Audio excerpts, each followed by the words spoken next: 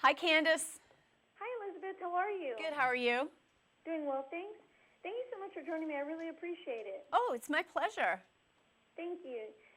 You know, as a renowned dietitian and the author of the popular book, My Plate for Moms, How to Feed Yourself and Your Family Better, Decoding the Dietary Guidelines for Your Real Life, can you tell us about the USDA's and the HHS's newly released 2015 to 2020 Dietary Guidelines for Americans, in particular the new guidelines for seafood consumption?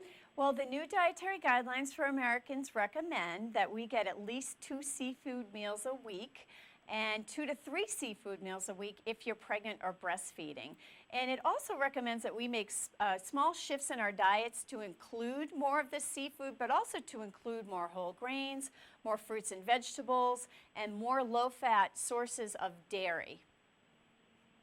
And how do the guidelines underscore the importance for pregnant and breastfeeding women to eat more seafood? Well, the way that the guidelines underscore the importance is by giving specific amounts. So the guidelines give a shout out to seafood when they say that pregnant and breastfeeding women should be getting 2 to 3 seafood meals 2 to 3 seafood meals a week. And the reason for that is because seafood is rich in omega-3 fats for brain development, particularly an omega-3 fat called DHA, which the baby collects in its brain as it develops. So very, very important for pregnant and breastfeeding women. And what type of seafood is the healthiest? Well, the guidelines recommend a wide variety of seafood, and you know, we're lucky. We have a lot of seafood available to us in this country in many, many different ways. Canned tuna is a big favorite of mine. Tuna also comes in pouches. Canned salmon is very convenient. Shrimp is really another favorite. So, you know, eat the seafood that you like, but be sure that you're getting at least 2 seafood meals a week and 2 to 3 if you're pregnant or breastfeeding. You know, fish is a really good source of vitamin B12, vitamin D, and iron, and those are nutrients that we don't get enough of. What are some of the most common misconceptions about seafood? I think people don't realize how convenient seafood is. I just mentioned tuna and salmon in cans and pouches. You can have that on hand to make a meal in minutes. You can you buy some seafood and put it in the freezer and use it later. So I think the biggest misconception is that you know, you can't have quick and easy meals with seafood. You can. It doesn't take any longer to prepare seafood than it does to prepare any other protein source. And there are new guidelines involving non-seafood that were also released. Can you tell us about those?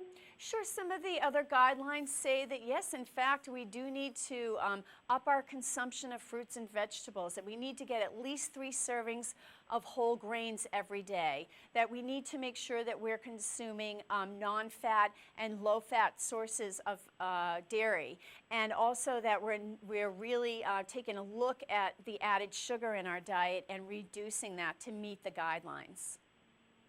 And why is it important for people to speak with their doctors about seafood's health benefits? Well, it's good for the doctor to know about about seafood benefits, and after hearing this interview, many people will know, and they'll be able to speak with their doctor about eating more seafood. But I think, you know, really, you know, most doctors know that seafood is really good for the heart and for the brain, and I think that so many health professionals that deal with women know that seafood is really important when you're pregnant and breastfeeding, and that you should get the 2 to 3 seafood meals a week for the omega-3 fats. So I think it's just to really reinforce the fact that seafood should be part of your healthy, balanced meal plan. And do you have any additional tips or information you'd like to share with us? I sure do. You know, I think, yeah, in addition to stocking your kitchen with convenient sources, you might want to think about swapping seafood in to recipes where you might have, you know, regularly prepared them with chicken or beef or pork. So having a pasta dish that has, you know, canned tuna or flaked salmon in it, for example, instead of chicken. Thinking about having shrimp tacos instead of beef tacos. And you can get some some real help with that at getrealaboutseafood.com, which has an excellent meal planner that will also help you to start thinking outside of the box with seafood and thinking, hey, I can have seafood at breakfast. I can snack on seafood. It's not just for dinner. Well, thank you so much, Elizabeth. I truly appreciate it. Have a great afternoon. Thank you. Thank you. Bye-bye.